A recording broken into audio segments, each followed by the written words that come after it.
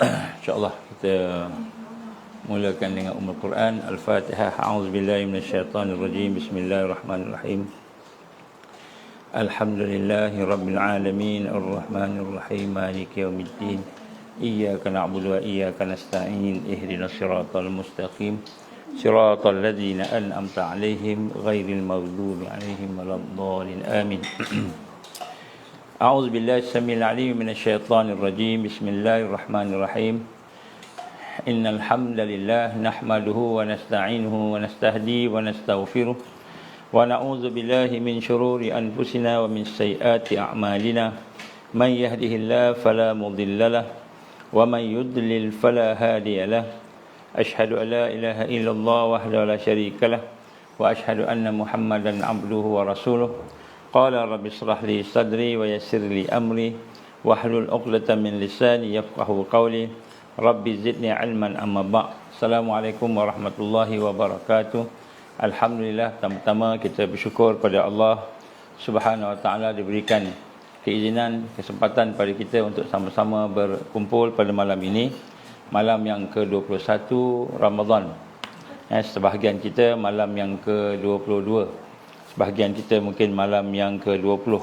Jadi tergantung kepada siapa yang puasa pada hari apa. Tapi di negara kita, di Malaysia, kita malam yang ke-21.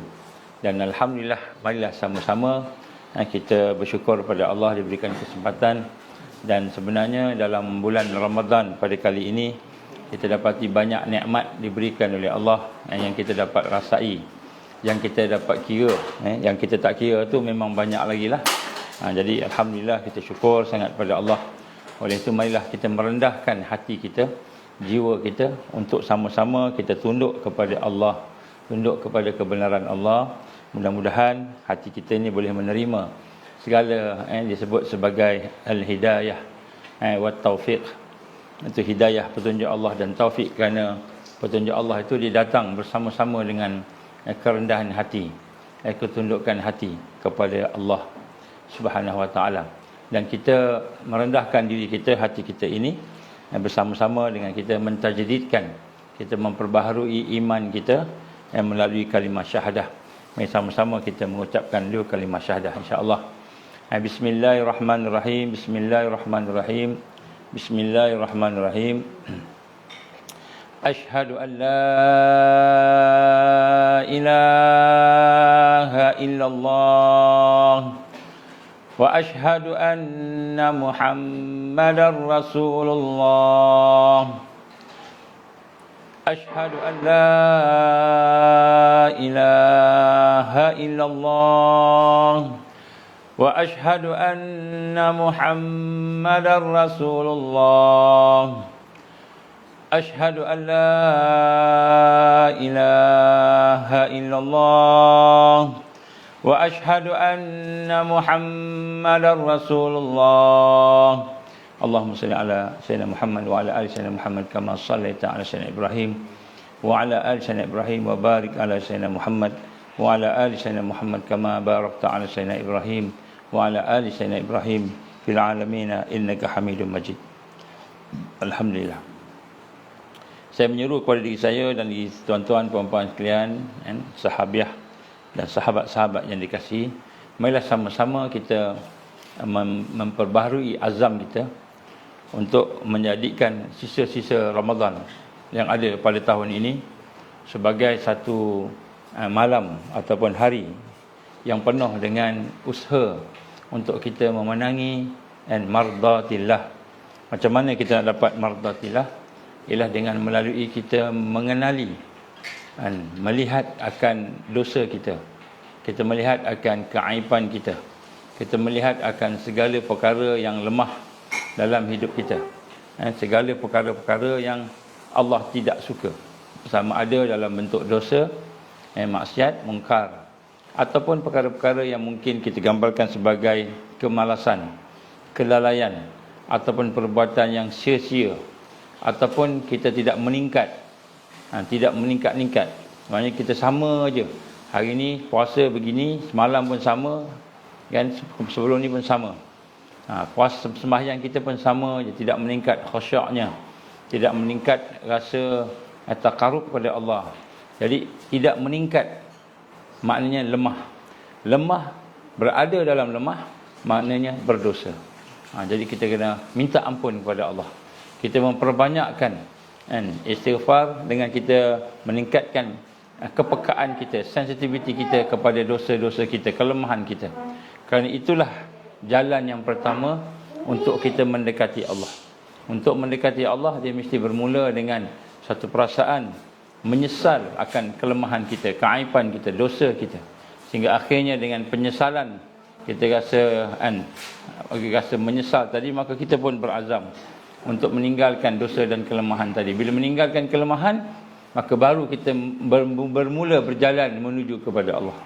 Jadi berjalan menuju kepada Allah ini apabila kita meninggalkan zulumat, kegelapan dan jahiliyah yang ada pada diri kita, dosa yang ada pada diri kita, dan keaiban yang ada pada diri kita. Jadi dalam konteks tarbiyah, bila kita meninggalkan kelemahan-kelemahan tadi, barulah kita berjalan menuju kepada Allah. Jadi walaupun kita telah belajar, ada ilmu yang banyak, sampai PhD dalam usuluddin syariah, sampai PhD dalam bahagian-bahagian tasawuf dan sebagainya, tetapi apabila kita tidak sensitif, tidak peka dengan kelemahan kita, maka sudah tentu kita tidak akan mengubah diri kita. Bila kita rasa kita tak berdosa, bila kita rasa kita dah okey dah, bila kita rasa kita dah perfect dah, dah sempurna dah, ataupun kita rasa tak apa, tak ada apa-apa, kita okey dah, macam itu kan, kita rasa tak ada salah pun, tak ada rasa kelemahan pun, maka sebenarnya kita menjadikan fikiran kita, hati kita sebagai penghalang. Kita tak akan dekat Allah. Orang yang tidak merasai dosa, orang tidak merasai kelemahan, maka dia rasa diri dia besar, rasa diri dia hebat, rasa dia sempurna, maka dia gurur. Gurur ilm, gurur dari sudut ilmu dia, gurur dari sudut amal, tertipu dengan amalan. Amalan tidak akan tertingkat, ilmu tidak akan tertingkat. Akhirnya dia tidak akan meningkatkan diri dia mendekati Allah. Dan sebab itulah di akhir Ramadan ini, 10 yang terakhir ini, apabila kita mula sensitif dengan kelemahan kita, sebagaimana 10 Ramadan yang kedua, yang lepas, kita sensitif dengan kelemahan dan dosa kita, maka barulah insya-Allah kita akan dapat bergerak dan meningkat. Dan dari situlah kita nak melihat hati kita, di mana kedudukan hati kita. Adakah hati kita ni masih lalai dengan kehidupan-kehidupan yang ada, games, kalau kita suka game, movie, kalau suka tengok movie, ataupun kita suka tengok perkara-perkara yang melalaikan kita. Jadi apa sahaja perkara yang melalaikan kita, itu adalah merupakan penghalang. Jadi dosa ialah penghalang kita nak mendekati Allah. Lagi banyak dosa seseorang, lagi susah dia nak dekat Allah. Walaupun namanya ustaz, walaupun namanya ustazah, walaupun dia seorang yang dah pergi haji sampai 1000 kali, umrah 1,000,000 kali, kita kata sembahyang banyak kali, tetapi dia tidak mengenali dosanya, kelemahannya, maka dia tidak bergerak menuju kepada Allah. Ini yang kita kata. Sebab itulah dalam syarak, dalam fiqh, dalam tarbiyah, membuang kelemahan, membuang keaiban, membuang dosa, menjauhkan daripada kelemahan itu adalah merupakan perkara yang lebih utama daripada kita menambah-nambah yang baik. Jadi bulan Ramadan banyak kita buat benda yang baik. Kita sembahyang tarawih sampai 8 rakaat, sampai 10 rakaat, sampai 20 rakaat. Kita baca Quran banyak. Kita solat, sunat-sunat yang lain, kita zikir, tetapi kita tak buang dosa kita. Semua kita buat, ibadah kita buat, kita kata amalan kita buat, tambahan sunat-sunat, macam-macam kita buat, tetapi dosa kita satu pun kita tak buang. Satu pun dosa kita tidak menyesal, tidak menyesal, tidak rasa sedih dengan dosa kita. Kita tak rasa lemah dengan kita tak mampu untuk memperbaiki diri kita. Maka sebenarnya dalam bulan Ramadan ni kita belum lagi berjalan menuju kepada Allah, belum, baru beramal. Beramal sekadar amalan rutin. Dalam konteks tarbiyah kita belum ada peningkatan, tak ada peningkatan. Dan bila tidak ada peningkatan, apa jadi? Bila datang Al-Masih Dajjal, bila datang ujian yang besar, fitnah yang besar, bagaimana yang digambarkan oleh orang-orang tertentu, dia kata ni raya ni ada macam-macam akan berlaku, digambarkan macam berlaku. Saya melihat beberapa kawan-kawan kita yang mengkaji, memberitahu kepada kita tentang signal-signal mereka, Freemason ni, Illuminati ni. Signal mereka menyatakan akan berlaku sesuatu yang buruk pada hari raya. Mungkin hari raya pertama, mungkin hari raya ketiga, mungkin dalam bulan 5, wallahu alam. Tapi kita melihat Mereka menghantar signal-signal daripada nombornya ke, ucapan ke, lambangnya ke, logonya yang ditunjuk, yang dikaji lah dalam kajian beberapa kawan-kawan kita, yang menunjukkan bahawa ini adalah satu cara mereka mengatakan akan berlaku sesuatu yang mereka rancang, yang buruk. Mungkin dalam bentuk bencana alam, wallahu alam, mungkin banjir, mungkin gempa bumi, mungkin landslide, tanah runtuh, mungkin dalam bentuk puting beliung dan pelbagainya lah. Terutama di kawasan kita di Nusantara. Mereka nak kuasai kita ni lama dah, insya-Allah. Jadi sebab itulah apabila kita tidak mendekati Allah, apabila dosa kita masih lagi kita selesa dengannya, bila kita masih selesa dengan dosa kita, kelemahan kita, keaiban kita, kita masih seronok dengan perkara yang kemalasan kita, jadi maknanya kita belum berjalan, belum mendekati Allah.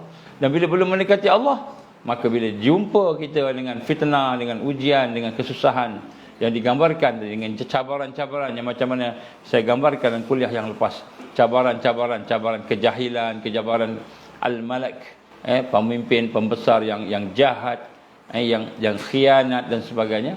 Bila kita berhadapan dengan cabaran-cabaran tersebut, kita ingat kita dah duduk dalam tarbiyah dah, kita ingat kita dah sembahyang puasa, dah buat amalan, dah macam-macam kita belajar, tapi rupanya kita belum bergerak menuju kepada Allah. Bila belum bergerak menuju kepada Allah, maka datang cabaran, kita tewas. Kenapa? Kita jauh daripada Allah. Sedangkan kemenangan, kehebatan, dari sudut keselamatan, kebahagiaan dan sebagainya, semua datang daripada Allah. Jadi sebab itulah pada malam-malam akhir ini, kita ingin meningkatkan lagi, lebih tingkat lagi sensitiviti kita, kepekaan kita tentang kelemahan-kelemahan yang ada pada diri kita. Dan kita kena minta ampun ke Allah. Kita kena menyesal, kena minta kepada Allah supaya Allah beri kekuatan untuk kita merubah, memperbaiki diri kita daripada kelemahan kepada kekuatan, daripada yang penuh dengan dosa kepada sesuatu yang penuh dengan ubudiyah lillahi wahdah. Disebabkan itulah perkara yang akan menyebabkan kita tak boleh dapat kekuatan. Jadi insya-Allah pada hari ini kita akan sambung daripada tajuk kita berkenaan dengan bagaimana kita sebut tentang the third new world order, dunia dunia baru yang ketiga telah pun dilancarkan sebenarnya, telah pun diisytiharkan secara resmi, tersurat dan tersirat pada bulan Mac yang lepas, dan 29 30 hari bulan Mac yang lepas. Dan bila mereka telah mengisytiharkannya, apa kata dia, are you ready for the new world order? Adakah kamu bersedia untuk berhadapan dengan tatanan daripada dunia yang baru, order dunia yang baru? Maka ketika dia mengisytiharkan perkara tersebut, dan telah pun diisytiharkan oleh Joe Biden ni dekat Amerika, telah pun diisytiharkan oleh pimpinan WEF, pimpinan United Nations dan sebagainya, maka kita akan dapat kita semakin mendekati cabaran-cabaran. Dan kita dah sebut dah cabaran-cabaran tu, banyak cabaran-cabaran. Jadi insya-Allah jika ada keizinan, saya menjemput sisi Pahang, kalau ada kesempatan besok pagi pukul 10 ke 11, insya-Allah di sekolah rendah Ibnu Abbas di Kuantan, Pahang. Siapa yang ada berkesempatan boleh bersamalah dengan kita, mau mendedahkan sedikit sebanyak perkara yang berlaku di dunia ini dengan satu presentation di sana.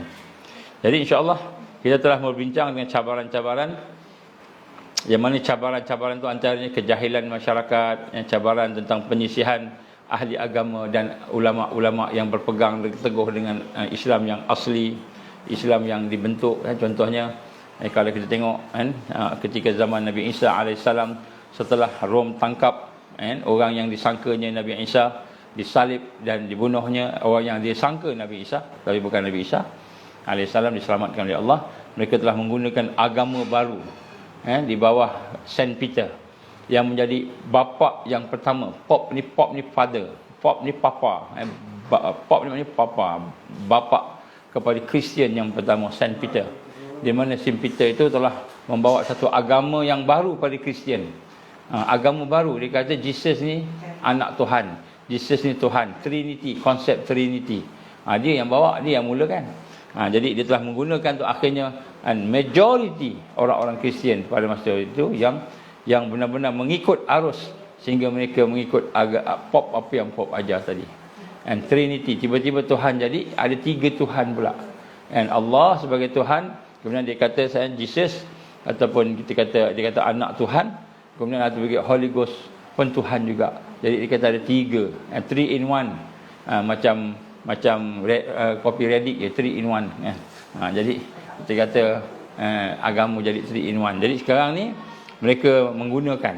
Jadi kita akan berhadapan dengan penyisihan, akan diasingkan, akan berlaku satu bentuk pembahagian dengan ahli agama yang bersama dengan arus, dengan ahli agama yang tidak bersama dengan arus. Ahli agama yang bersama dengan arus semasa yang akan menerima agama-agama yang lain sebagai agama yang diiktiraf. Seperti yang berlaku di UAE sekarang. Mereka menjadikan agama Millah Abraham. Dulu agama rasminya Islam. Sekarang agama rasminya ialah Millah Abraham. 3 agama Nabi Ibrahim. Digabungkan Kristian, digabungkan Yahudi, digabungkan Islam. 3 jadi satu agama. Ini agama resmi yang baru, UAE. Jadi kita janganlah sampai Malaysia pun tukar daripada agama Islam sebagai agama rasmi jadi agama Millah Abraham ataupun agama Nabi Ibrahim. Digambarkan sebagai agama yang resmi pula. Jadi jangan sampai peringkat begitulah. Tetapi akan berlaku. Dan mungkin dalam tahun ini bagaimana agama-agama itu akan dikatakan kita nak kena toleransi, kita nak kena berkasih sayang, kita nak kena bersaudara, jangan perang-perang, kita kena sama-sama toleransi, kita terima agama lain. Bila kita menerima agama lain sebagai satu agama yang benar, agama yang diiktiraf, maka kita telah mensyirikkan Allah Subhanahu wa taala, kerana Allah gambarkan hanya agama Islam yang diterima. Agama lain kafir. Allah telah mengkafirkan orang Kristian. Allah telah mengkafirkan orang Yahudi. Kerana mereka telah mensyirikkan Allah. Dalam Quran banyak digambarkan begitu. Bagaimana Allah gambarkan inna dina indallah al-Islam. Din yang diterima Allah al-Islam. Jadi yang lain tak terima. Wa may yabtaghi ghairal Islam madinan falan yuqbala minhu wa huwa fil akhirati minal khasirin. Siapa yang ambil agama lain, sistem lain sebagai agama, Allah tak akan terima. Sistem lain ini termasuklah sistem bercampur aduk. Kita campurkan Islam, campur Kristian, campur dengan Yahudi. Macam ABC. Air batu campur. Campur, pakat campur semua. Maka Allah firman dalam Quran, wala talbisul haqqa bil batil. Jangan kamu campur adukkan yang hak dan batil.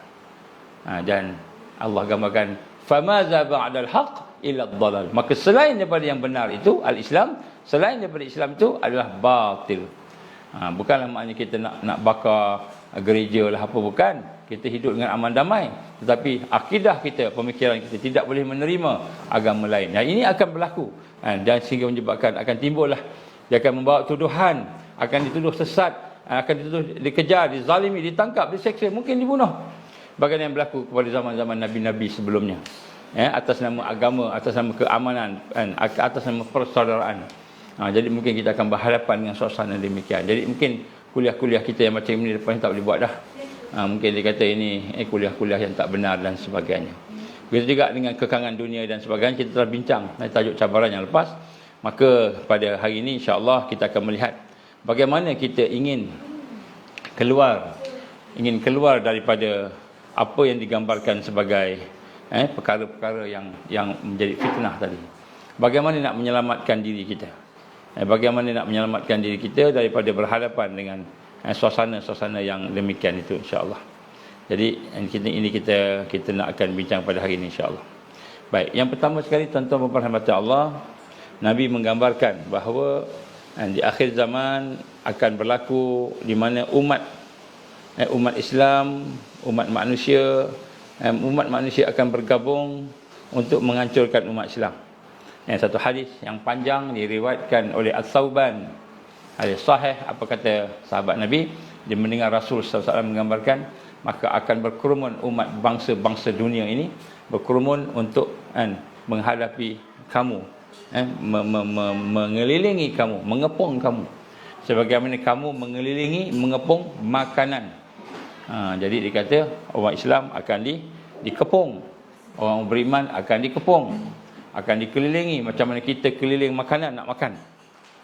Kemudian ditanya sahabat, adakah sedikit? Maka Nabi kata tak, kamu ramai.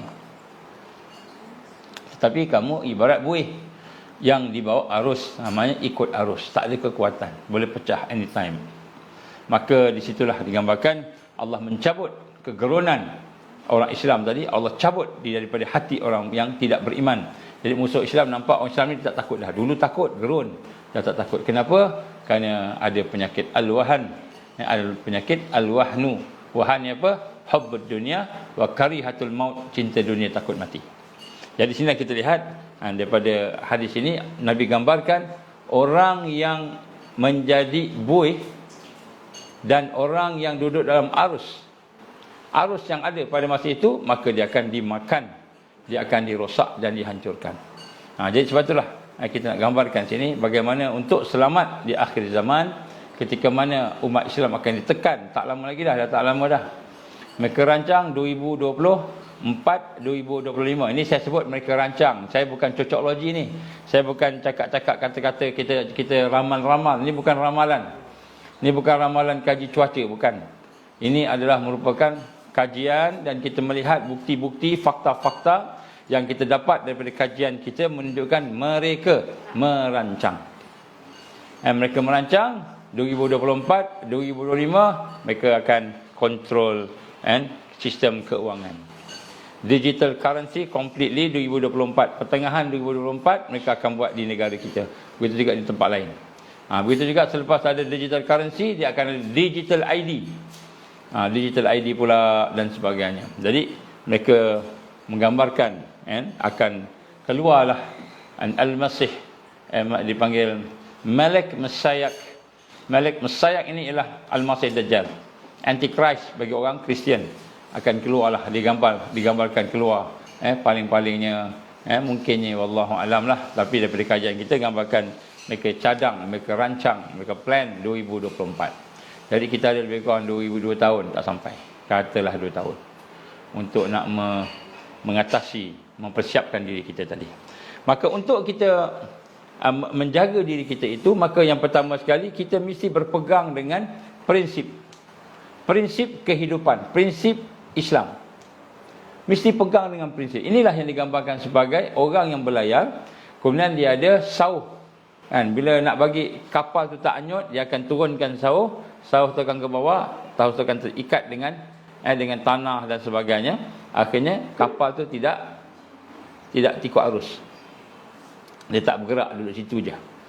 Maka apakah yang digambarkan sebagai tali tadi, ikatan tadi, itulah dinamakan prinsip. Maka prinsip untuk kita berhadapan dengan fitnah yang besar ini, sekurang-kurangnya 3 prinsip yang saya nak sentuh pada malam ini. Daripada 3 prinsip itu akan membawa kepada 5 prinsip perjuangan. 3 prinsip asas akan membawa kepada 5 prinsip perjuangan. Maknanya orang yang ada prinsip ni, dia boleh berjuang. Sebagaimana yang digambarkan oleh Rasul sallallahu alaihi wasallam, tahukah kamu apa itu yaumul khalas? Ini hadis Nabi. Tahukah kamu apakah dia yaumul khalas? Wallahu rasul alam, sahabat cakap. 3 kali Nabi sebut. Tahukah kamu apa itu yaumul khalas? Hari al-khalas. Hari penghabisan ataupun hari penentuan, hari pembersihan, yaumul khalas. Maka sahabat-sahabat jawab, wallahu rasul alam ya Rasulullah, 3 kali. Kemudian Nabi kata apa? Yaumul khalas, hari di mana ketika Raja Al-Masih Dajjal keluar. Raja Al-Masih Dajjal keluar, dipanggil yaumul khalas, hari pembersihan. Apa yang nak dibersihkan? Orang beriman akan tetap bersama keimanan dia. Orang yang tidak ada iman, orang yang munafik, orang yang lemah imannya, yang tidak memproses akidah dan ibadahnya, akan ikut Dajjal. Itu yaumul khalas Nabi sebut. Dan ketika yaumul khalas, kata Rasulullah SAW dalam hadis yang lain, maka orang Islam pecah 3. Kita pecah 3. Yang pertama, yang akan takut, lari masuk hutan, lari keluar daripada sistem, lari. Nak selamatkan diri dia. Yang ini kata Nabi, binasa. Maka binasa. Orang yang takut, orang yang nak lari, binasa. Habis siapa yang tak binasa? Golongan kedua, kata Nabi, orang Islam yang akan ikut sahaja. One world religion, ikut sahaja. Gabungan agama-agama, ikut sahaja. Pemimpin-pemimpin yang menakutkan, yang mengancam, siap dengan jeng lagi. Hari raya ni saya ada pengumuman, Nanti dengarlah jeng jeng jeng dikatakan. Siap dengan jeng jeng jeng lagi. Kita pun takutlah, bimbanglah, apa dia. Takut dengan manusia. Maka orang ini juga binasa. Dia ikut aja, dia follow aja. Satu cocok boleh, 2 cocok boleh, 10 cocok pun tak apa, boleh, tak apa. Kan? Yang cengit matanya, yang buta matanya, yang jantungnya masalah akibat daripada cocok-cocok tadi. Kan? Tak apalah, ikut je lah. Kita ni siapa? Itu ulul amri. Kita kena ikut ulul amri. Betul, kita kena ikut ulul amri. Tapi kita kena ikut ulul amri dalam rangka apa? Dalam rangka kita melihat yang mana syarak, yang mana bertepatan dengan Al-Quran dan Sunnah. Yang syarak, baru kita boleh ikut. Kalau tak bertepatan, tak boleh ikut. Adakah kita nak lawan? Lawan tu lagi tak mampu. Duduk diam je lah. Dah tak mampu. Man ra'a minkum munkaran falyughayyiru biyadihi fa in lam yastati' fa bilisani fa in lam yastati' fa biqalbi wa dhalika adhaful iman atau kama Rasul sallallahu alaihi wasallam. Siapa yang melihat kemungkaran, kemaksiatan, kita kata kejahatan, maka hendaklah kamu cegah dengan tangan kamu. Tak mampu dengan nasihat lidah kamu, tak mampu dengan hati kamu. Wa dhalika adhaful iman, itu selemah-lemah iman. Dalam hadis yang lain, tak ada lagi dah iman selepas tu. Maknanya kalau hati pun tak rasa sensitif dengan mungkar, tengok mungkar, tengok maksiat, tengok benda tak betul yang berlaku di depan kita, hati kita tidak boleh mengingkari kemungkaran tersebut. Tidak boleh menentang kemungkaran. Hati, bukan tangan, bukan lidah, hati. Hati tak rasa apa-apa. Jadi syaitan bisu. Kalau dia ulama, syaitan bisu. Kalau dia ilmu, syaitan bisu. Jadi syaitan bisu. Maka itu mungkar. Wa zalika adhaful iman. Hati yang tidak mencegah mungkar, hati yang tidak merasakan yang mungkar itu mungkar, yang dosa itu dosa, hati itu seolah-olahnya dalam hadis yang lain tidak ada iman walaupun sebesar biji sawi. Ini kita nak tengok, nak nilai diri kita ni. Kita kata aku dalam tarbiyah, aku dalam dakwah, aku dalam pertubuhan Islam, aku dalam parti Islam. Tetapi bila mungkar berlaku di hadapan, hati tak terasa itu mungkar. Malahan tak rasa pun mahu menentang dia, apalagi mahu mengingkari kemungkaran tersebut. Maka pada ketika itu wa dzalika adhaful iman, yang demikian itu selemah-lemah iman. Kalau tak ada langsung mahu mencegah mungkar daripada hati, maka itulah maknanya seolah-olahnya tidak ada iman, kata Rasul sallallahu alaihi wasallam, walaupun sebesar biji sawi. Jadi bahaya tak bahaya ni.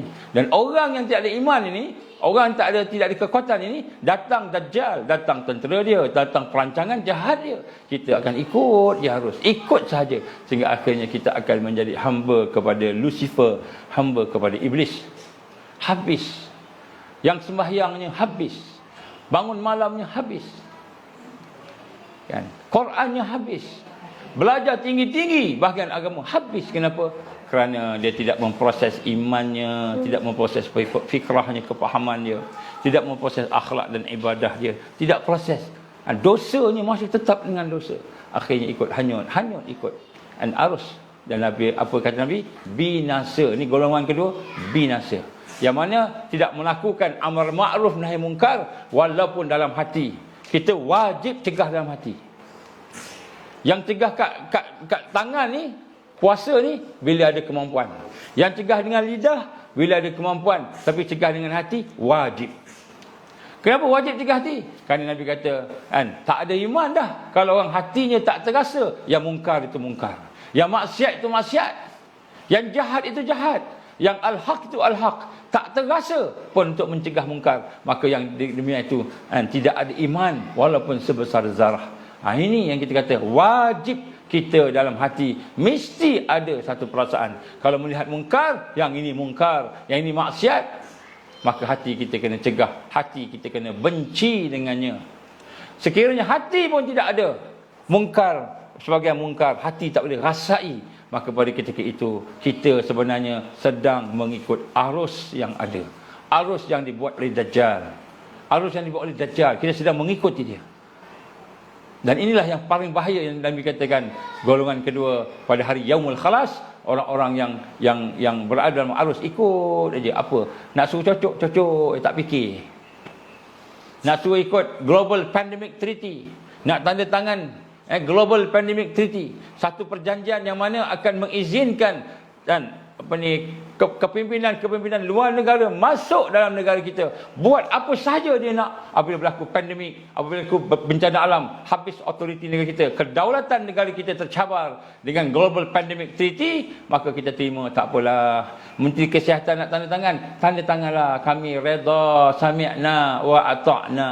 Mungkar apabila kita meletakkan sesuatu yang lebih besar daripada Allah sebagai penentu amal, dan apalagi sekiranya ia itu bukannya ada unsur Quran, tidak ada panduan Quran, tidak ada ikatan sebagai Muslim, lagilah kita akan melihat bencana demi bencana berlaku.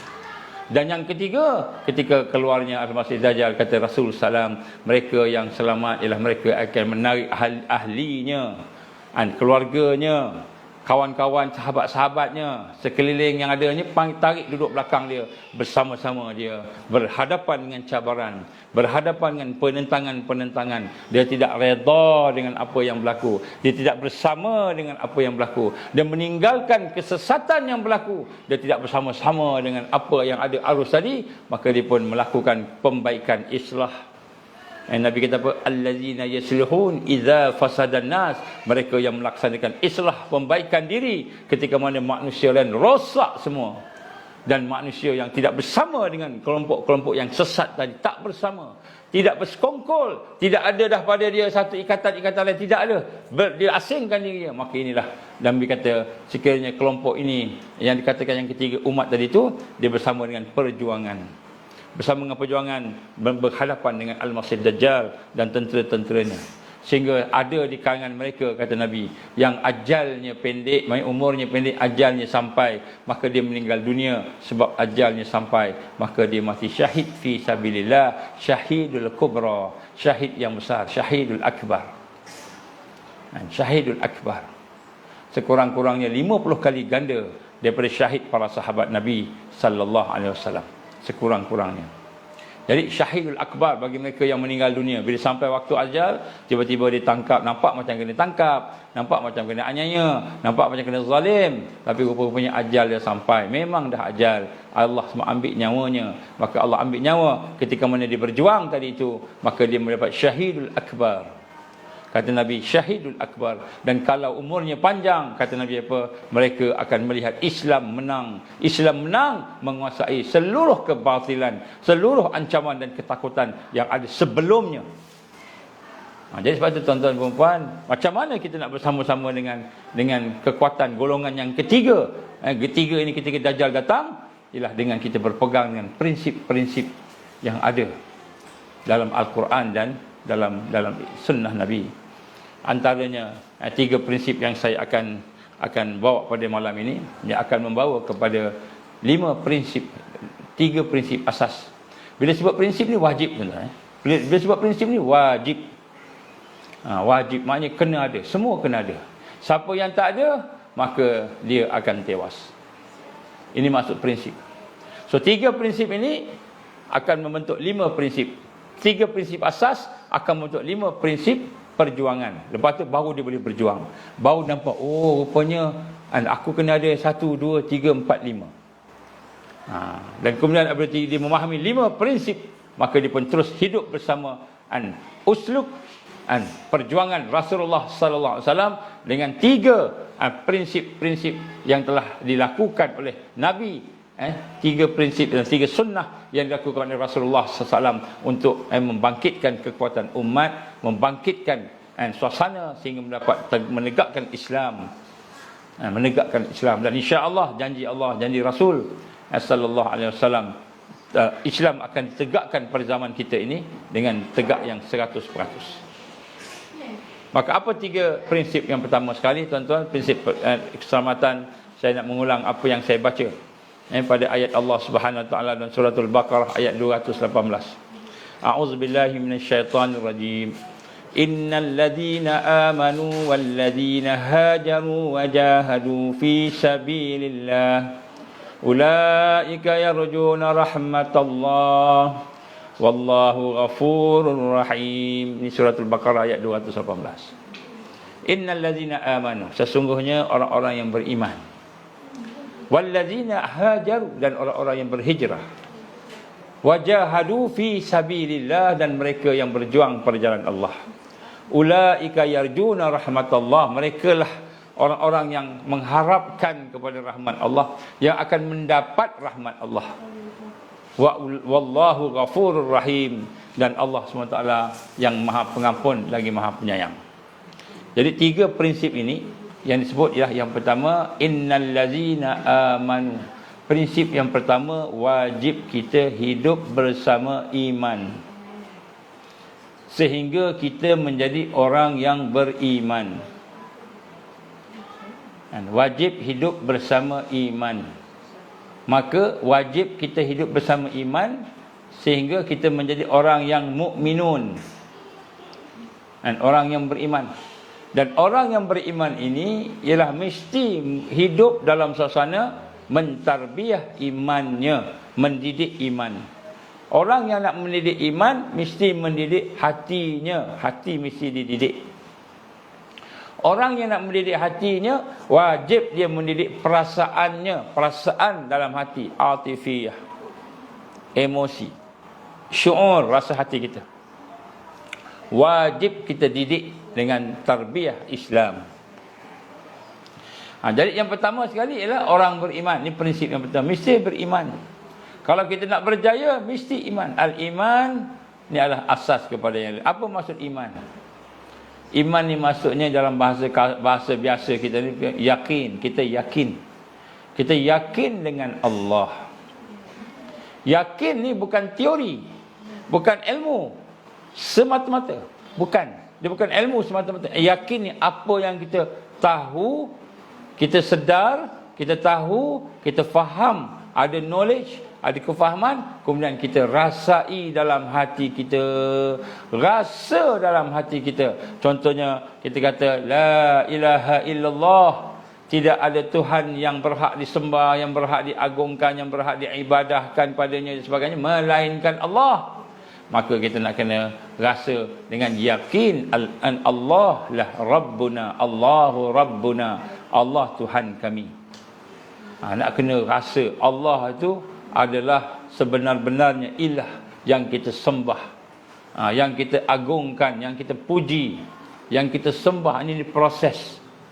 Jadi sebenarnya prinsip berada dalam iman, berada dalam tarbiyah iman, berada dalam tarbiyah ruhiyah, tarbiyah untuk membersihkan jiwa kita, tarbiyah nafsiyah ataupun tazkiyah nafsiyah. Kita berada dalam keadaan membersihkan iman kita, hidup dalam iman. Mesti wajib bagi kita untuk duduk dalam tarbiyah Islam yang membina keimanan kita. Ini nombor satu, ini prinsip. Ini bukan benda yang boleh tak boleh. Dalam Islam, siapa yang tidak beriman, maka dia tidak akan diterima semua amalan dia. Kena ada iman dulu. Kena ada iman dulu. Sebab tu kita kena proses iman. Macam mana nak proses iman? Iman dia tidak akan hidup, yakin tidak hidup, melainkan kita membersihkan hati kita, memperhalusi akidah kita. Akidah kita tu kena kita bersihkan, kita kena halusi. Bila sebut akidah ni apa? Simpulan yang ada dalam hati kita, yang kita yakin tadi pada Allah, kepada hari akhirat dan sebagainya. Jadi nombor satu al-iman. Ini prinsip. Di dalam ayat ini Allah gambarkan yang pertama sekali, orang yang dapat rahmat Allah, daripada rahmat Allah itu mendapat barakahnya, daripada barakahnya mendapat ma'unah, pertolongannya, daripada pertolongannya mendapat karamah, kemuliaan yang ada padanya itu ialah datang berasal daripada al-iman. Nombor satu iman.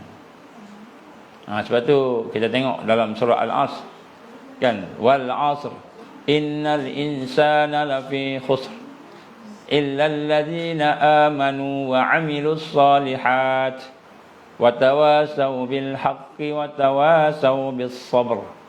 Sesungguhnya demi masa, demi kehidupan, sesungguhnya manusia dalam kerugian kecuali orang yang beriman. Jadi nombor satu al-iman. Kemudian wallazina hajaru, Jadi tak cukup iman. Bila kita ada iman, kita yakin, maka kita kena ada proses untuk berhijrah. Proses untuk hijrah ni maknanya memperbaiki diri dia.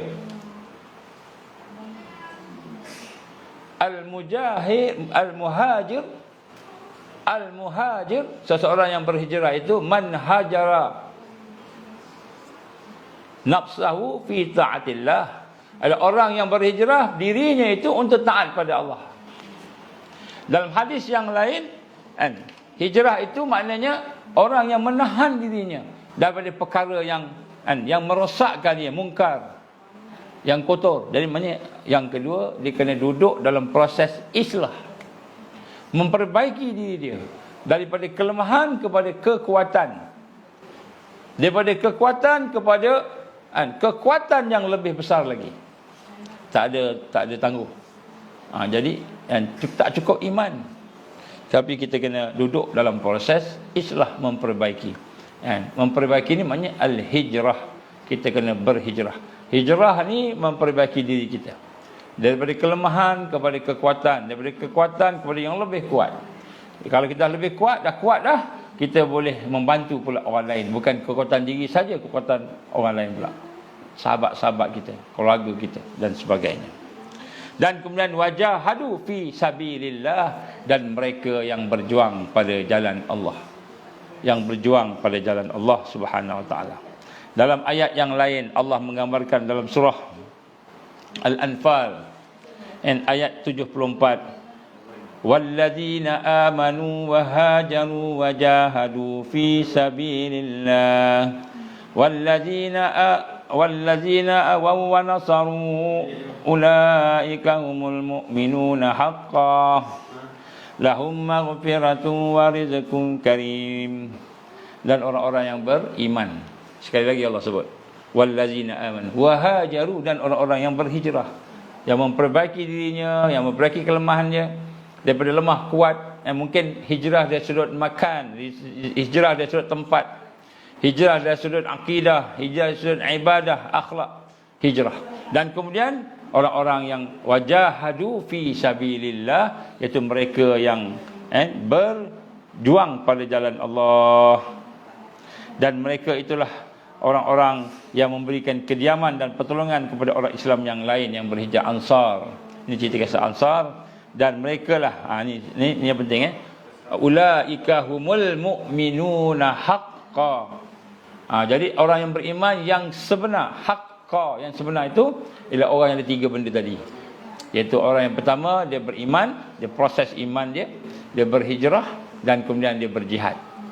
Tiga ni bila ada, maka dia menjadi orang yang mempunyai prinsip sebagai mu'minuna haqqa. Mereka lah orang-orang yang beriman yang sebenar. Lahum maghfirah, dan mereka akan mendapat keampunan Allah. Wa rizqun karim, dan mereka itu juga akan mendapat limpah kurnia rezeki yang banyak, yang mulia, yang dekat. Karim ni nama Allah. Al-Karim ni membawa maksud mulia, membawa maksud dengan segera, dapat segera, dekat. Jadi mereka yang beriman, berhijrah dan berjihad. Jadi tuan-tuan, ni prinsip.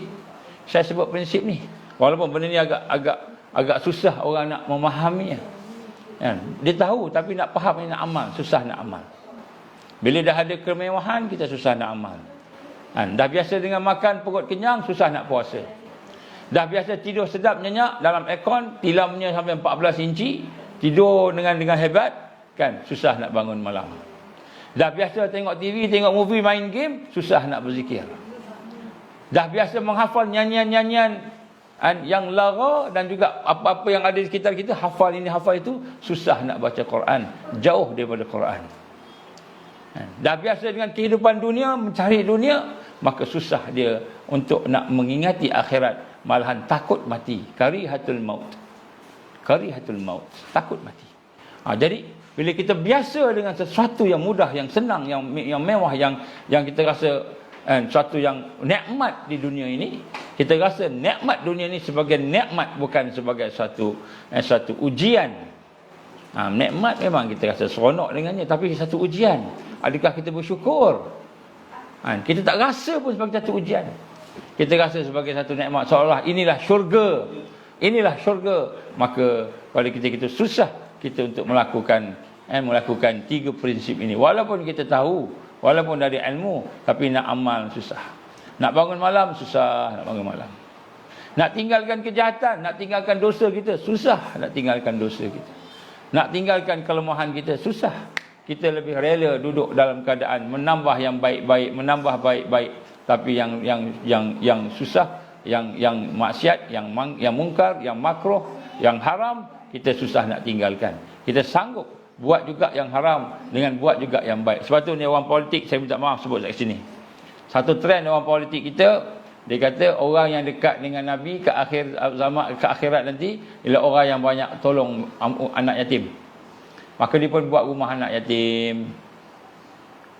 Pada masa yang sama dia buat maksiat, mungkar, dia menipu, mengkhianat rakyat, mengkhianat negara, mengkhianat amanah. Tapi dia buat amalan bukan kata buat amalan tak elok, tak, baguslah buat. Tapi di prinsip dia kata apa? Tak apalah, aku dah ada dah amalan ni, aku dah sedekah dah, aku dah buat ni, aku dah sembahyang, aku dah puasa, aku dah buat semua. Dah tolong anak yatim, aku dah buat semua. Tak apalah buat maksiat, tak apa, buat mungkar, tak apa. Maknanya dia suka benda yang baik sebab Allah suruh tadi nak cover dia benda yang jahat. Dia tak mau tinggalkan yang jahat.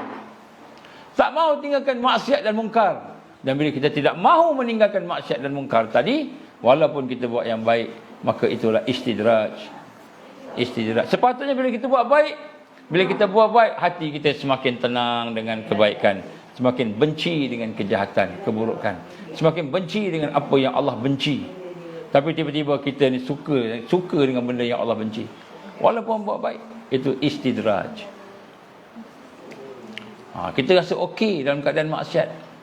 Kita tak terfikir pun nak meninggalkan maksiat tersebut. Tak terfikir pun nak bertaubat. Tak terfikir. Kenapa? Kita rasa aku dah buat banyak, dah tolong anak yatim, aku dah bangun masjid, aku dah buat semua. Betul. Benda-benda tu amal baik. Dan kalau kita ikhlas, memang Allah bagilah ganjarannya setimpal dengan keikhlasan kita.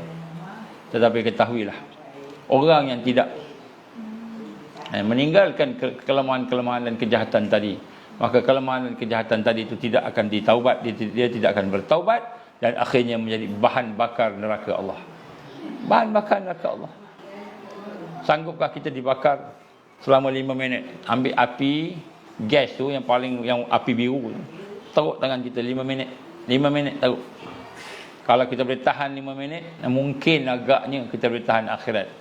Mungkin. Rasanya tak. Rasanya tidak.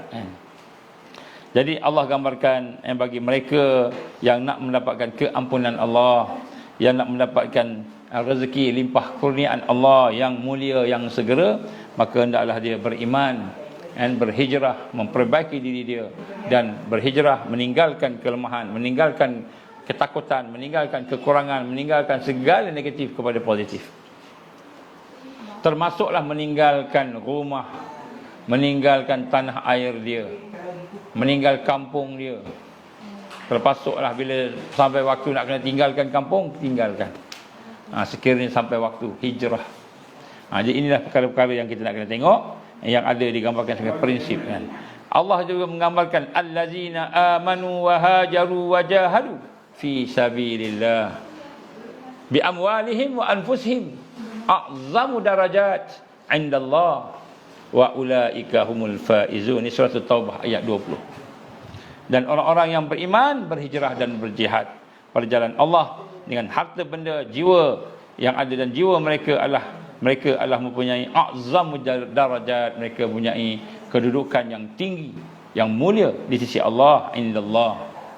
Jadi Allah gambarkan orang yang ada 3 prinsip ini, yang menjaga iman, hijrah, dan mereka yang berjihad, maka mereka ini akan mendapat a'zamu darajat indallah. Dia akan mendapat darjat, tingkatan yang mulia di sisi Allah Subhanahu wa taala, dan merekalah orang yang al-faizun, orang yang berjaya, orang yang berjaya. Jadi ini kita lihat 3 benda. Ya, sebab itu tuan-tuan, pada malam ini kita nak tengok 3 prinsip ni ada tak dengan kita. Adakah kita duduk dalam tarbiyah imaniyah? Kita duduk tarbiyah iman tak? Nak membaiki iman kita. Apa tarbiyah iman ni? Kita kena tahu apa tarbiyah iman. Tarbiyah rohiyah, tarbiyah untuk membina roh kita. Tazkiyah nafsiyah, tazkiyah nafs, tazkiyatun nufus. Kita membersihkan jiwa-jiwa kita. Membersihkan jiwa-jiwa kita. Ini al-iman. Adakah kita mengenal Allah dengan kenal yang sebenar? Adakah kita sudah mula musyahadah, menyaksikan perbuatan Allah, sifat Allah, nama Allah, zat Allah. Dengan hati kita, kita menyaksikan dengan hati kita perbuatan Allah, sifat Allah, nama Allah, zat Allah dengan hati kita. Basirah. Adakah basirah kita telah bersih dengan amalan yang kita buat bulan Ramadan? Adakah kita semakin nampak perkara-perkara imaniyah, semakin nampak dengan perkara-perkara tentang akhirat, nampak sampai kita jadi orang yang benar-benar mengenal Allah? Ataupun kita hanya sekadar buat ibadah, kita baca zikir macam orang ahli tariqat. Ahli tariqah, kita mengamalkan syariat, ibadah-ibadah zahir. Kita mengamalkan zikir-zikir, jalan-jalan untuk menuju kepada Allah, ahli tariqah. Adakah kita sampai kepada ahlul haqiqah, iaitu mereka yang mula mengenal Allah, hatinya mula kenal Allah, hatinya mula mendekati Allah, merasai kekuatan bersama Allah, merasai dia rasa bahawa dia ni sentiasa dalam keadaan menyaksikan kebesaran Allah Subhanahu Wa Taala. Dan kemudian yang ketiga, yang kedua dia berhijrah. Hijrah ni kita akan bincang nanti. Hijrah yang rosak. Apa hijrah yang rosak? Hijrah yang tidak syarak. Hijrah yang tidak syarak, kita melarikan diri nak selamatkan dunia kita, nak selamatkan nyawa kita, kesihatan kita. Sekadar nak selamatkan nyawa kita daripada kerosakan dan ketakutan ancaman-ancaman yang ada. Ancaman bencana alam, ancaman bencana ekonomi, ancaman bencana COVID-19, ancaman peperangan, ancaman segala yang kita rasa ancaman, kita lari. Kita lari, kita duduk seorang-seorang. Duduk seorang-seorang, kita tidak ada jamaah, tidak ada ukhuwah, tidak ada kepimpinan yang tersusun, munazamah, jamaah yang munazamah, jamaah yang ada amal jama'i yang munazamah, amal-amal berjamaah yang munazamah, yang tersusun. Munazamah ni yang tersusun. Jadi tak ada, kita seorang kita je, duduk sana duduk sini nak selamatkan diri kita. Maka hak ni pun binasa, kata Rasul sallallahu alaihi wasallam. Dia kena ada rahmat, kena ada barakah. Sebab tu hijrah, bila kita lihat dalam sirah, sampai perintah hijrah, maka dia tidak laku seorang-seorang. Dia laku secara jama'i, serentak buat. Bila tiba arahan, keluar arahan hijrah, maka sahabat-sahabat hijrah tinggalkan apa yang ada. Dia bukan hijrah nak jadi kaya, atau hijrah nak jadi makin dekat dengan dunia. Dia hijrah untuk kebangkitan Islam. Hijrah untuk kebangkitan Islam. Ada sahabat-sahabat sanggup berhenti kerja. Ada yang berniaga, berhenti berniaga. Ada yang ada pegang sesuatu jawatan, berhenti. Itu kalau kita nak kiaskan dengan masa kita sekarang. Kenapa? Kerana ikut Rasul sallallahu alaihi wasallam. Pergi ke Madinah, sehelai sepinggang. Sehelai sepinggang pergi sana. Tinggalkan tanah, rumah, tinggalkan keluarga dan sebagainya, sampai peringkat bila keluarga dia musyrikin, tak boleh nak ikut Nabi, maka dia tinggalkan, pergi ke Madinah bersama Rasulullah sallallahu alaihi wasallam. Adakah kita sampai peringkat boleh berhijrah begitu? Tinggalkan kepentingan dunia, tinggalkan kepentingan dunia, tinggalkan kepentingan duniawi, jusa kita, pangkat kita, menteri kita, qadi kita, mufti kita, jadi ustaz yang rujukan. Kita tinggalkan perkara-perkara yang mungkin mengganggu kita. Boleh tak? Itu hijrah. Nabi bila keluar perintah hijrah, semua sahabat hijrah. Semua sahabat hijrah, kecuali yang tertahan, yang tertegah adalah yang tertahan ada. Tapi itu tak boleh nak buat apa, sebab Allah izin begitu, tertahan tadi. Hijrah. Kemudian berjihad. Wajahadu fi sabilillah bi amwalihim wa anfusihim, dengan harta dan dengan diri. Sanggupkah kita tinggalkan Sanggup kita tinggalkan harta kita, sanggup kita berinfak, kita ada harta nak infak. Sangguplah kita untuk sampai berkat nyawa kita. Ini Allah SWT menggambarkan siapa mereka ni? A'zamu darajatu indallah. Mereka lah orang yang tinggi darjatnya, mulia darjatnya di sisi Allah Subhanahu wa taala. Dan mereka lah orang-orang yang berjaya. Wa ulaika humul faizun. Mereka lah orang yang berjaya. Jadi ini prinsip. Jadi berjihad ni apa pula berjihad ni? Nombor satu, jihad ini ialah bila setelah kita ada iman, setelah kita ada tarbiyah, setelah kita islah, ada jamaah, setelah bersama-sama nak memperbaiki diri kita, maka kita kena berjihad. Maka apa jihadnya? Antaranya fala tuti'il kafirin. Fala tuti'il kafirin wajahidhum bihi jihadan kabira. Ini surah apa ni? Surah Furqan ayat 52. Fala tuti'il kafirin. Nombor satu, jihad ini, salah satu jihad ni maknanya jangan kamu mengikuti orang kafir yang musuh Islam. Jangan. Kita tahu dia musuh Islam, jangan ikut. Itu jihad. Bila kita boleh mengikut, patuh, sami'na wa ata'na kepada musuh Islam. Musuh suruh kita buat apa? Buat saja, tak ada soal. Ikut saja. Maka itu bukanlah orang berjihad, walaupun namanya mujahid. Walaupun namanya mujahid. Tapi duk ikut je Arus masa tu bola sepak, dia pemain bola, pakai jersey nombor sekian, mujahid tulis kat belakang. Ini tak ada kaitan dengan mujahid mana-mana lah kan. Ini contoh je. Contoh je. Kita mengikut arus kafir yang memusuh Islam. Kita tahu dia musuh Islam. WHO musuh Islam tak? Ceklah siapa di belakang WHO tu. Cuba cek. Siapa belakang WHO tu? Siapa belakang WEF? Yang cerita pasal Big Reset, Great Reset. Siapa dia? Kita kenal ke dia? Siapa yang di belakang Amerika? Siapa yang di belakang Israel? Kita kenal ke? Siapa yang di belakang Iran? Siapa belakang Rusia? Siapa belakang China? Kita kenal ke? Kita main baik sangka dengan semua orang. Baik sangka ni husnuzan. Kita kena baik sangka dengan semua orang. Dengan musuh pun dia baik sangka. Betul. Kita kena baik sangka. Macam mana? Dia ni bukan nampak clear, tak ada bunuh orang, tak ada tembak orang pun. Tapi kan, dia musuh Islam. Kita kena berhati-hati. Allah gambarkan kena berlaku hazar. Hazar ni berhati-hati. Tapi dalam ayat ini Allah gambar apa? Fala tuti'il kafirin. Jangan kamu ikut. Tak boleh ikut al-kafirun. Orang kafir yang musuh Islam, terutamanya lah yang musuh Islam. Tak boleh ikut. Ini ayat Quran ni, ini bukan saya kata. Ayat Allah Subhanahu wa taala. Fala tuti'il kafirin wajahidhum bihi jihadan kabira. Dan berjuanglah dengannya. Dengannya apa? Al-Quran. Dengan jihadan kabira, dengan perjuangan, dengan jihad yang besar. Jadi Allah perintahkan kepada kita supaya kita jangan ikut musuh Islam. Tiba-tiba kita ikut, semua dia cakap ikut belaka semua. Sedarlah mereka itu akan binasa. Musuh Islam akan binasa. Kita ikut dia buat apa?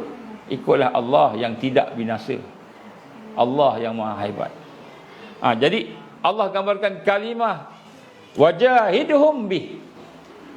Kalimah wajahidhum bih itu, dan kamu hendaklah berjuang dengan Al-Quran. Maknanya kita melakukan dakwah, tarbiyah, menyampaikan, memberi kesedaran, membentuk dengan Quran. Membentuk dengan Quran. Dengan cara yang terbaik. Bukan perang. Bukan. Allah tak suruh kita perang. Allah suruh kita berdakwah, bertarbiyah, buat. Bila kita disakiti, bila kita diancam, mungkin pada masa tu kita ada hak untuk mempertahankan diri kita. Dalam keadaan aman, kita kena sampaikan. Bukan ikut. Fala tuti'il kafirin. Ini saya ulang lagi sekali. Fala tuti'il kafirin. Ini ayat Allah ni. Jangan kamu ikut orang kafir. Hari ni kita duk ikut orang kafir, macam-macam kita punya masalah timbul. Macam-macam. Itu dalam surah At-Taubah minta maaf, Al-Furqan ayat 52. Dan kemudian jihad itu juga, apa maksud perjuangan ni? Orang ni, kita ni kenapa wajib jihad ni? Wajib hukum dia ikut kemampuan kita. Wa man jahada fa innama yujahidu li nafsihi innallaha laghaniyyun 'anil 'alamin. Dan siapa-siapa yang berjihad, berjuang, maka sungguh-sungguh dia berjuang tu sebenarnya untuk diri dia sendiri. Siapa yang berjuang, dia lah. Siapa yang bangun malam, bukan Allah makin hebat, makin kaya dah. Allah dah maha hebat, tak perlu dah kita bangun malam.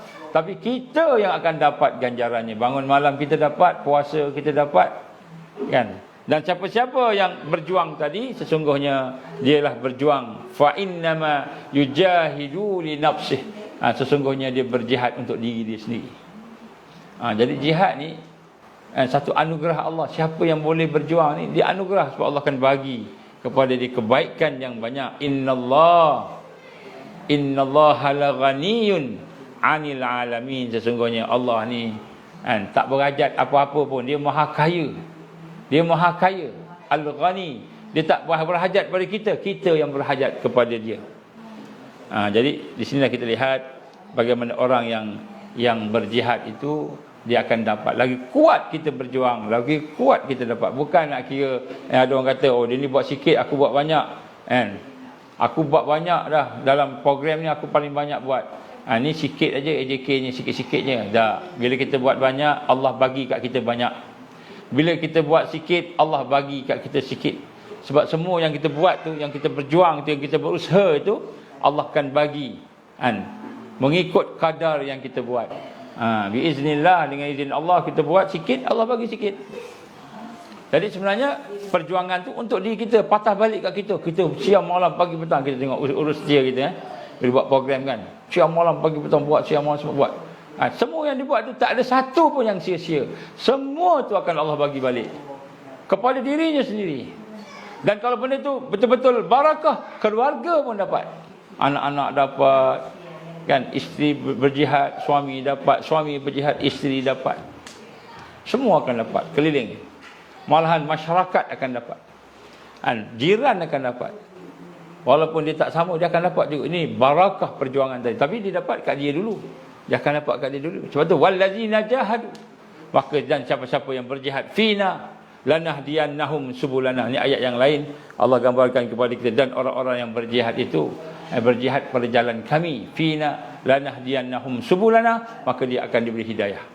Antara benda yang akan dapat al-hidayah, ilmu, petunjuk daripada Allah.